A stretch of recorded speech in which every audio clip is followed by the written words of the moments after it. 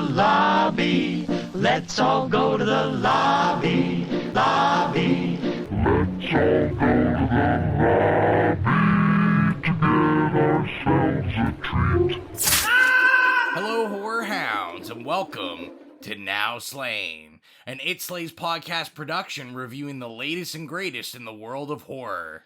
I'm your humble host, Rowan, and we have a very special guest. We're wetting your beak for the Halloween episode.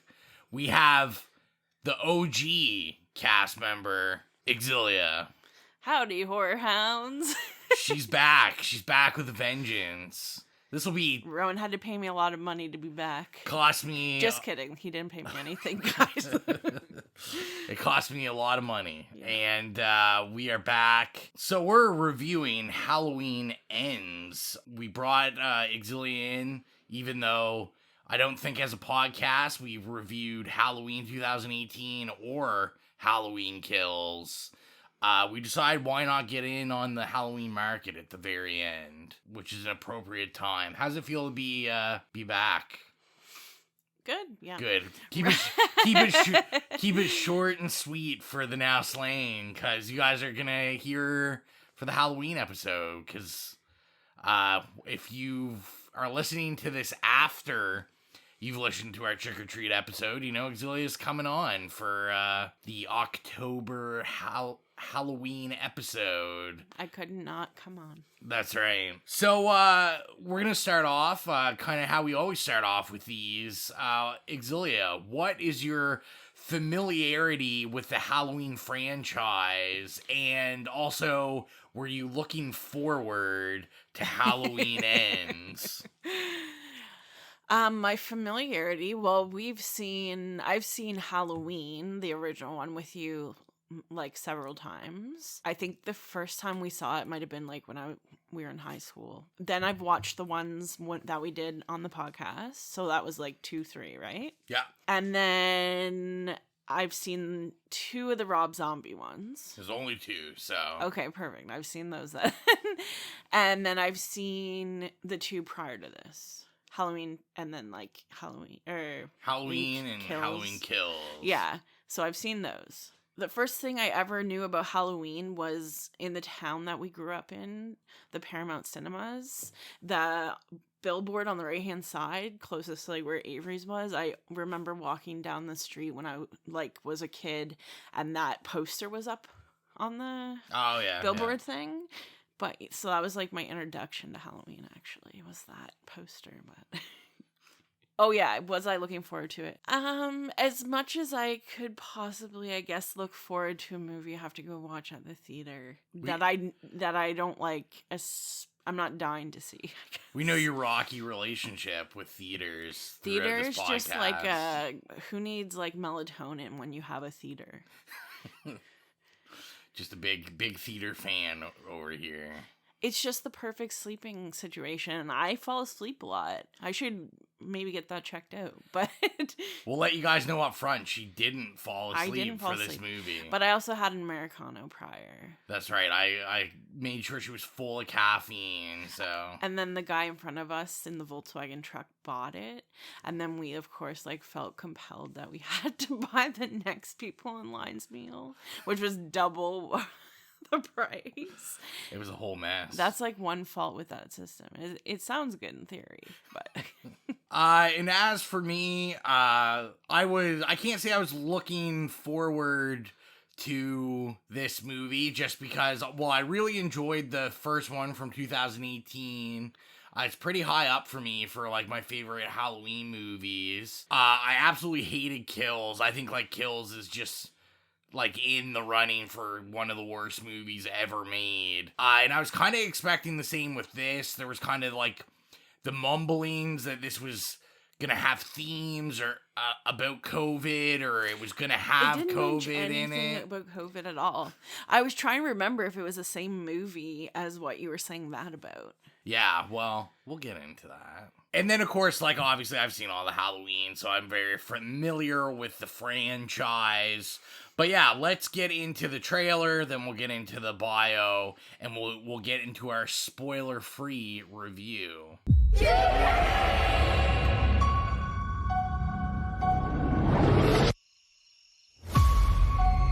This time, it will be different.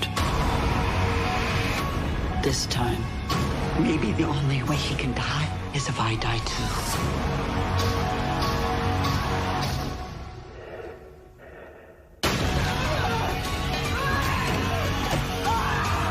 Halloween Ends. Rated R. So Halloween Ends is directed by David Gordon Green and written by David Gordon Green, Danny McBride, Chris Bernier, and Paul Brad Logan, and the bio goes as such.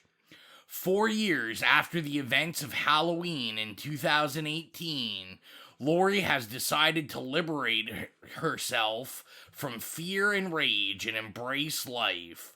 But when a young man is accused of killing a boy he was babysitting, it ignites a cascade of violence and terror that will force Laurie to finally confront the evil she can't control once and for all. So here at Now Slain, we like to start off with a spoiler-free. So if you haven't seen the movie, we're going to try to keep it as spoiler-free as possible in this section, and we will let you know when we're getting into the spoilers. So, Xylia, what are your spoiler-free thoughts on Halloween Ends? I think that initially the first thing I noticed was the fact that the babysitter was a guy.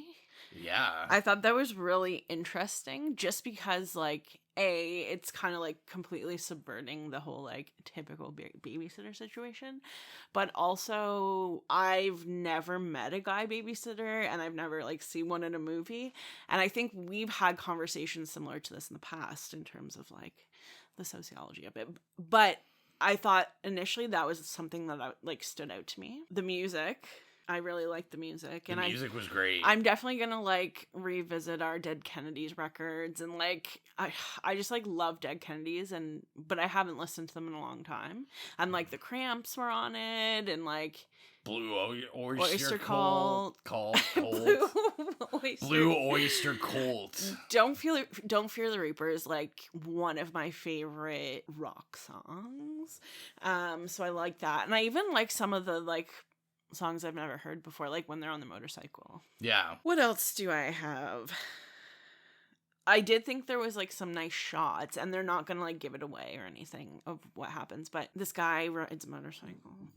That doesn't like wreck the movie or anything, but the shot when he's riding the motorcycle with her on the back and it's like light in a circle just shining on the highway as they drive, like it kind of reminds me of The Lost Highway. But yeah, I really like that shot. And then there's a shot where he's like looking in the mirror. Something about that like was a bit different, and there's something about that I really liked. But yeah, and I was gonna say, like, same as you, I really like the music in this one, and it was definitely different, I think, from kind of any of the Halloween movies where we've never, you know, the whole series doesn't really rely on anything other than, like, the strong Carpenter score, and this one was just, like, full of awesome music on top of, like, the really good job with John Carpenter's score, and his son also does the score for this trilogy. Yeah, like, that was really the difference. And also just,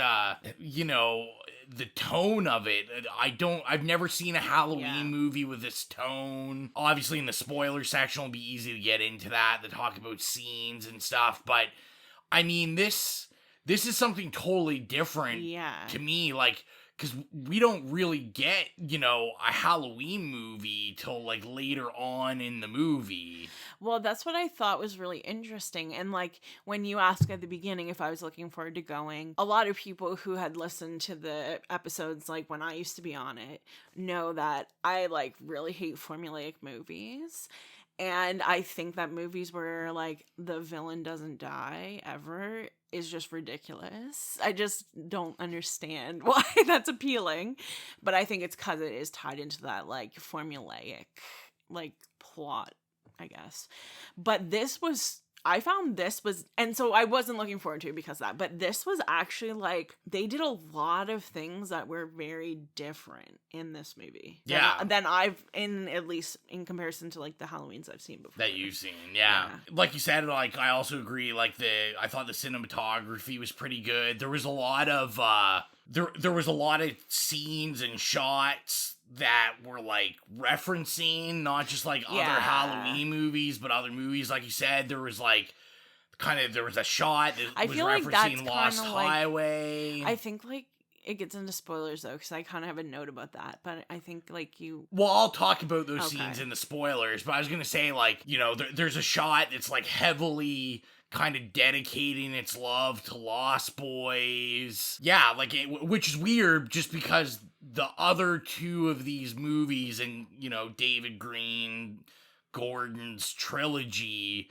like, haven't done this before. They've just I thought the cinematography was really good in the first one. That's what I really liked about it. He did a lot of, like, one-shot stuff, like, long takes.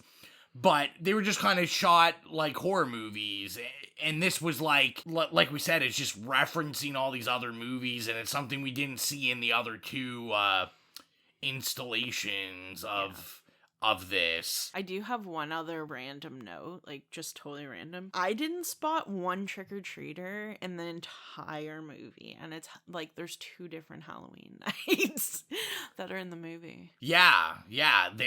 Nor do the kids that are in the movie trick-or-treat, unless they went out really early. Yeah, there's kind of like references to trick-or-treating, but this is one of the few, I can't really think of many, I don't even know if there is a Halloween movie that kind of doesn't do that. I almost feel like it's like somewhat intentional, because at the beginning, the dad says, "Oh, I'll put the candy out so the kids can just grab it." And to me, that just seems like a really intentional way of like not having to deal with trick-or-treaters in the story. But even just like in the background scenes, there's no like kids walking down the street or anything like that in like outfits. Costumes. And like I said, that's kind of like, I think even the bad Halloween movies, they've always, like, Halloween's been a series that kind of always has the awesome Halloween feels. There's always trick-or-treaters, and like the town's always done up in Halloween stuff, and like even the Halloween party when the guy dresses Michael Myers and then he gets hit, R.I.P. I can't remember his name. Oh, yeah. From 2. Is that what you're talking? Ben Tramer. Yeah, Ben Tramer. That's what. Ben Tramer. I feel like Halloween fans just love Ben Tramer. R.I.P. But, yeah, would you recommend people go see this? Yeah, I actually, like, really quite liked it. Yeah, and I also highly recommend it to go see in the theater. I think it was a fun time. I think if anything, even if you ended up not liking this movie, I just think it's cool to see. I mean, it's just cool to see a Halloween movie in the theater. And if for some reason, I don't know, maybe you're listening to podcasts and you're super young and everyone's going to have their first Halloween movie they see in the theater. Like the little kid that was there with their dad tonight. Yeah, that's right. There was someone in the audience, and that dad's a super dad taking his kid to go see this. I'm hoping he took the kid, like, for the last 3 years to all the other ones, too. So the kid at least knows what's going on. But, yeah, I'd highly recommend this. Go see it in the theater. Show it some love. So, this part of the podcast, we are going to get into the spoilers. So, if for some reason you're listening this far and you haven't seen the movie, cut it off now, go see it, and then come back to this. And I guess if you don't care, you can keep going. But let's cut to the spoilers. So, Xylia, spoilers. No, you're already hot, ready to talk about it. Well, I was gonna say let's pick back up on like references to, because I think what was interesting to me, I really enjoyed the references to, like, for instance, the first one with like the knitting needle, and there was another. I wish I had my phone. I wish I could be like a Tommy texter so I could like make notes in the theater. But there were a couple other scenes I can't quite remember the moment that like really were like a reference back to the first one. Yeah, well, I thought too, like, there was even, like, some fake-out scenes where I was like, oh, shit, they're gonna recreate this scene from the original, and then they didn't, like, in the beginning, there was a scene where, like, he's in one room and there's a door open to another room, and I was like, they're gonna recreate the scene where he kind of, like, steps out into the light, and it's, like, that iconic scene in the beginning, and it was a fake out. He wasn't there. I think one of the ones I'm remembering now is towards the end, and Laurie's like up against the wall, like looking scared, and there's like the wallpaper, and I think that's like. There's even like screenshots of that from the movie. Do you know what I mean? Yeah, if I'm remembering correctly. Well, yeah, because when they're in the kitchen, or he's in the kitchen, she's like in that pantry. They also like. They made the door to the pantry have, like, the slats. Oh, yes. So it was similar to her in the closet, which those doors had the slats. Yeah. You're okay if you have closet doors that don't have the slats, because you probably won't end up in a horror movie. But if you do... Slats, just... You might want to change those. And like I said, we had a scene where Laurie's granddaughter... Look, I'm gonna have to, like... Look up her name. What's her name? Allison.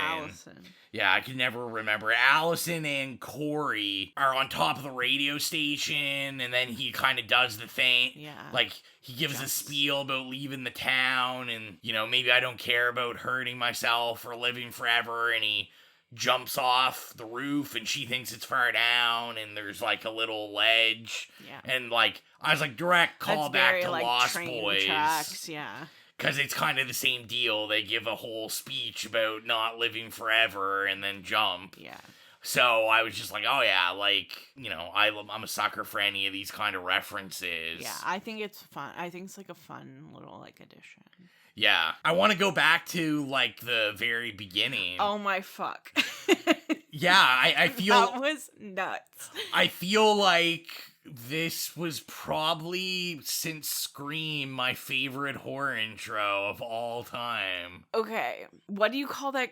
You always say it's like the title page or like title piece or whatever when the title comes up. Like a title screen? I guess. I don't know, you talked about it before, but it's like all, like that whole thing happens before the title even fucking comes up. I literally was like, and like put my hand over my mouth. I was like, oh my God. And that's like the same feeling I got in Hereditary. And the pacing is similar too, because it's like, yes, in Hereditary, it's a little bit further into the movie, but it's like at the beginning. Yeah. And it totally, again, subverts the whole like, girl babysitter, killer comes and like kills them, blah blah blah blah, and it's just like for me it was so unexpected. I thought that was like awesome, and I said to you, I was like, I feel like Danny McBride like wrote that part. It was really well done. I mean, I've voiced many times on the podcast, when we're willing to immediately kill kids, I'm on board. I know you're about your business. But it was like, I think the whole audience in our theater kind of gasped at it. It was out of the blue. We're expecting a Michael Myers kill. Yeah. And we actually have Corey when he's like in high school. He's in grade 12. He's 21. Oh, yeah. He's saving up for 21. college. Yeah. He's taking a gap year, although, anyways, doesn't matter.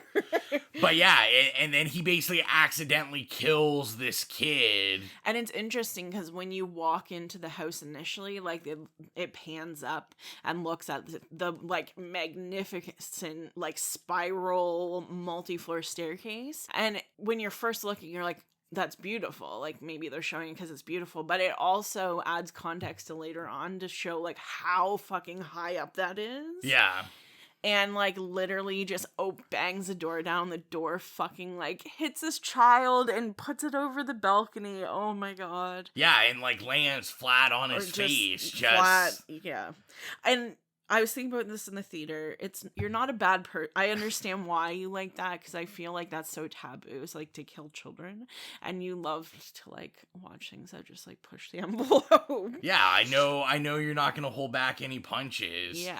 So that's where I feel, now that we're in the spoiler, we can kind of say like, one thing that I think may turn people off is like, this isn't a Michael Myers movie. No, he's barely in it. This whole movie isn't about Michael Myers. That's okay. I'll like get into it, but like that's what I really liked. I thought it was really like different, and I wasn't expecting that at all. I didn't really know. That's what was interesting about it, was I didn't know where it was going the whole time, because Like, the first half of this movie almost plays out as, like, this, like, kind of serious, dramatic romance piece about just, like, different people with trauma, and, like, Allison and Corey forged this relationship, and I was just like, this is weird, because so much of this movie is being dedicated to just, like, this romance of, like... Two people that, like, society shuns, basically, or, like, knows about. Yeah, and like, we're kind of, like,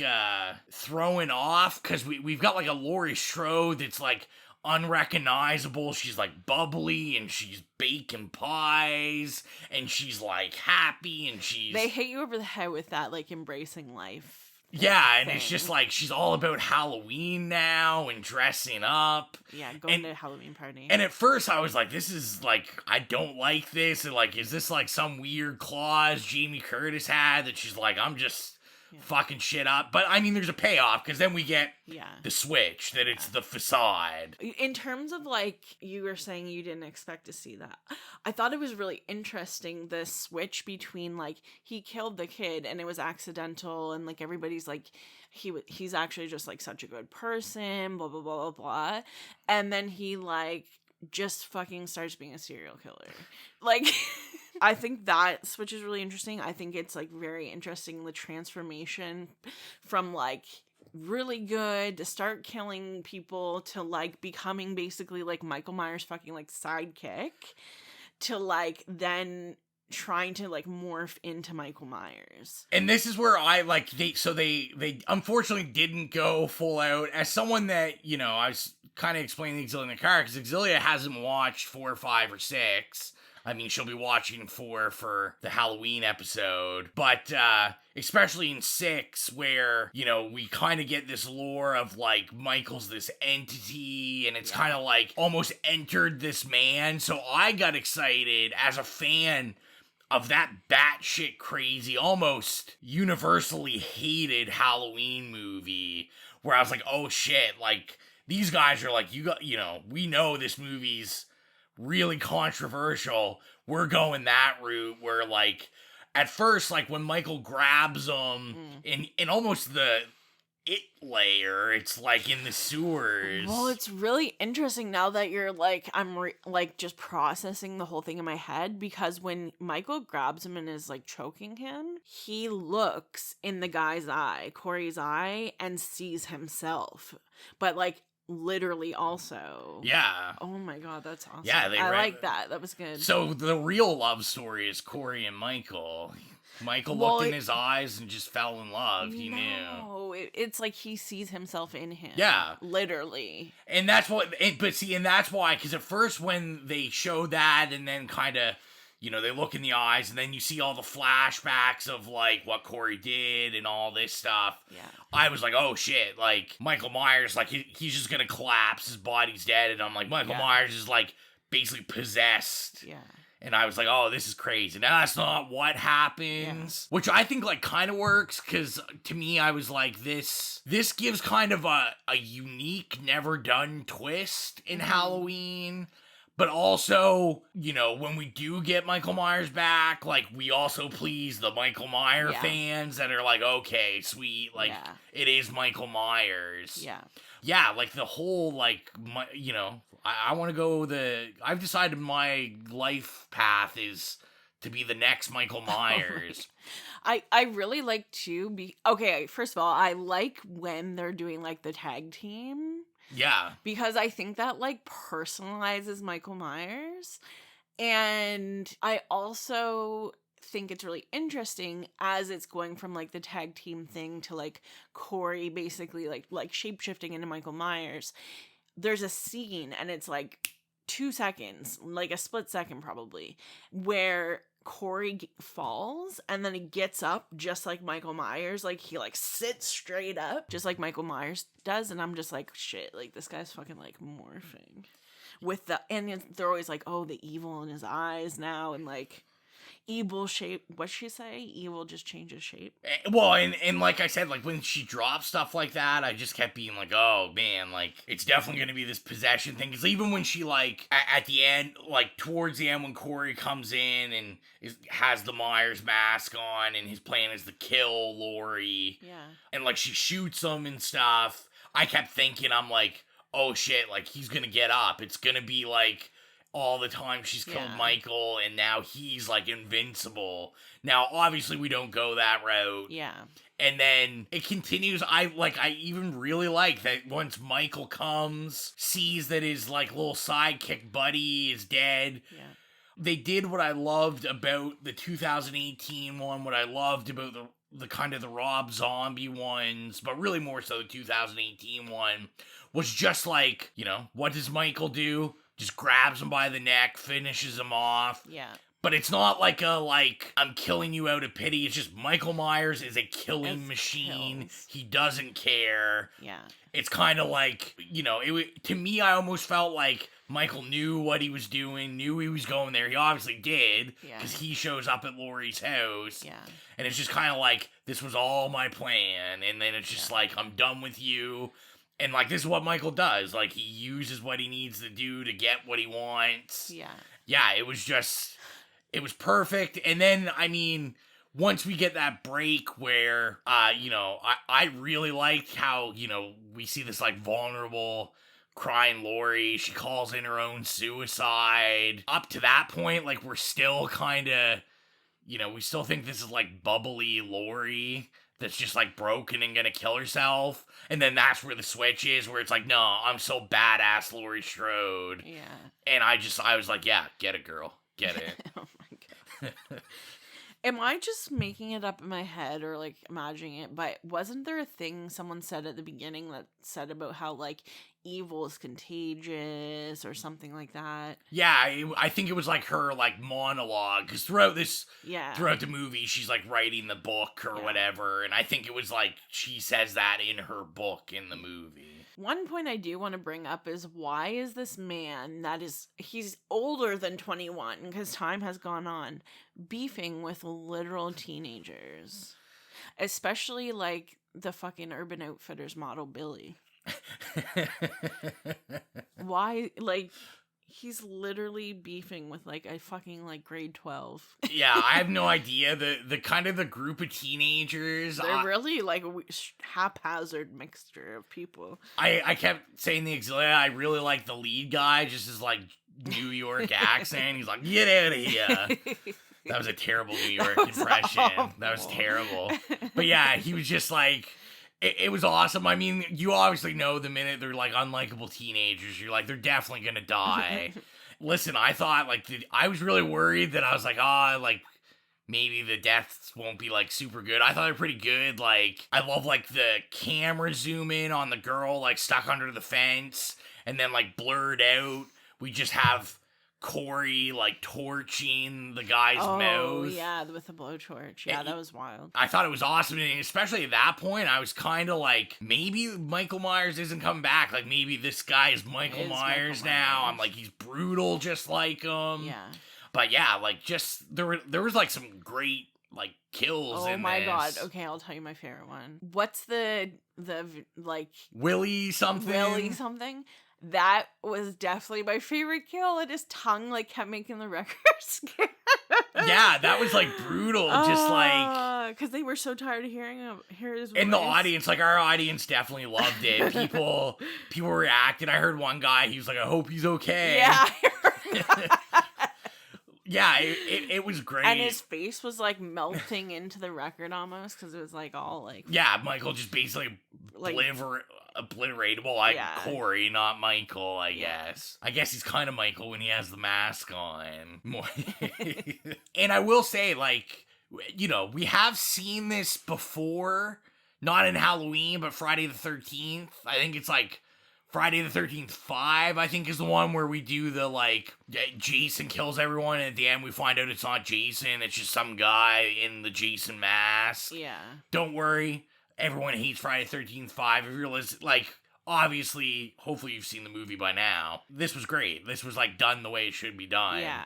It was just super fantastic. And yeah, like that opening, I can't get off the opening scene. Yeah, I honestly think probably like before it leaves theaters, I'll see it again in the theater. Like, I already want to go see it again. Xylia won't go because I've already seen it. she's already seen it and she'll fall asleep. But I'll probably end up going to see it again because I feel like a lot of the references, I was like, man, maybe there's more references that I'm not like didn't picking pick up. Yeah. I said to Xylia, now we haven't watched 4 yet for our review, but I'm pretty sure the house that Lori lives in. Oh, shout out to Paris Hilton and her aunt. That's the house from 4 or 5, or it looks like it. You know, don't quote me on that, but I was like, this is trying to make me feel like that whole 4 or 5 or 6, that the house that what's her name, like Lauren or Lindsay lives in as a kid. Now I do want to talk about the bad. There is some bad. Okay, what's your bad? My bad's the ending. It ended pretty bad. For a movie that gave me crazy things that I was like, what are they doing? I like how they crush his bones. It was cool. So we kind of get the finale where they're like, there's no way. I almost thought of it as a dare. Because if this makes money, even if it doesn't, in 20 years, someone's going to be like, we've got the rights. We need to make this a new movie. In 10 years, probably. Yeah. And David Gordon Green was David Gordon Green, I think. David Green Gordon. Yeah, David Gordon. That sounds like someone who'd sell beans. David Gordon Green kind of, dare someone to make one by just obliterating his body like in... You would really have to get creative. A wood chipper. I said to Xylia when we laughed. I don't think it's a wood chipper. It's to grind the old parts. Oh, parts for cars. Yeah. But I said to Xylia, I'd like to see someone that just the body parts kind of fuse together, like the T-1000 in Terminator 2, and we just go. I thought just how heavy, hard hitting the movie was that I liked. I felt the end was a little just it felt a little Halloween Kills to me, where they're parading his body through town and... Well, yeah, that was very similar. Yeah, and I was waiting for someone to say "Evil dies tonight." I was waiting for some shitty quote. But they kind of had it, but it was subtle, so it worked well, because throughout the movie, it's October 30th, and then it's says October 31st, and at the very end it says, or no, Halloween Day, sorry, it doesn't say October, it says Halloween Day, and then at the end it says Halloween ends. Yeah. And that is kind of a shitty quote, but also I really liked that. Yeah. It's a good end note. I was gonna say that part I do like. It was really just the town and displaying him, and I was like, this is giving me the bad Halloween Kill vibes. They want to make sure he's dead. They and it was they were trying to I don't know, make it this town's getting closure, and it was just it's Michael Myers, he's gonna come back. Yeah, and it was just it just felt a little heavy-handed. I mean, the big issue everyone had with Kills, was that everyone was yeah, we get the message you're trying to tell us. This is exactly how you shouldn't give some sort of social political message, because it's just really corny and bad. And I was just yeah, this is weird. And then I think we should maybe also bring up, because you started to bring it up, was, if you were worried, this didn't talk about COVID at all. Oh, no. I didn't feel that, unless they were trying to do some weird thing with the trauma. I had thought about that leaving, where I was maybe the trauma is supposed to be what? We can relate to it because of the trauma of COVID as an audience. What? No, I think that's really reaching. I think this guy was just spinning tails in all the marketing. There's literally nothing about COVID. I'd like to see him explain what he thought this had to do with COVID. The guy that did it? I would like to hear that as well, because it definitely didn't come across in any way.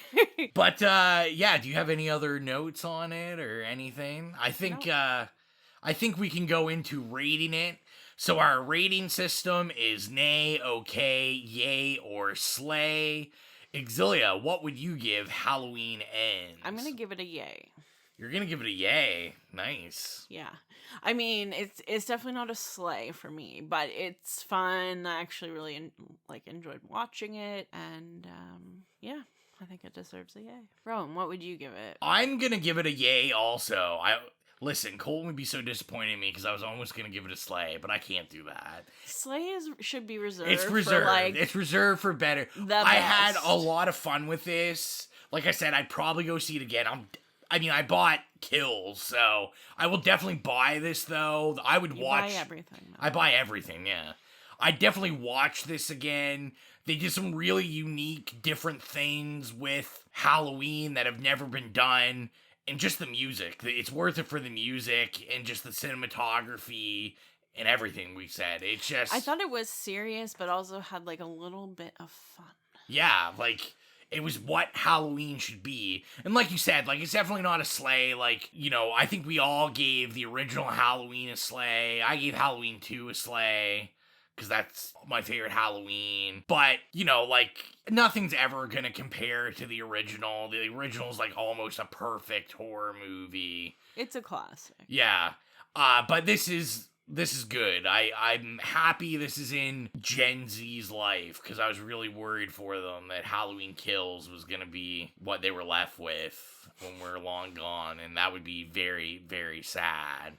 So, 2 yays. I think that's pretty good. That's pretty good. So, it's time for the shameless promotion. So, you can follow us on all our social media, like Facebook, Twitter, Instagram, Slasher, Tumblr, at It Slays Podcast. Yeah, we post on there all the time about everything. So, go follow us and, comment on any post and let us know what you thought of this movie, because I'm interested to see what everyone else thought of it.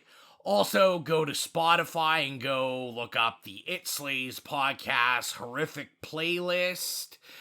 We have a bunch of spooky music up there from movies we reviewed or just iconic horror movies. It's spooky season. We're going to add some tonight. Yeah, we're going to add some tonight. And go get your spooky music on and jam out. Rock out with your cock out like we do. So, yeah, go do that, and we will be back. I don't know what the next Now Slaying is. I'm sure there's stuff coming out. Colton will probably be back for that. Colton's getting his French on, and St. Pierre working. So, I'm sure he'll be back for a Now Slaying at some point, so don't think we've lost him. And yeah, just thank you for all of the support, as always. I'm Rowan. I'm Xylia. And if you keep listening, we'll keep slaying.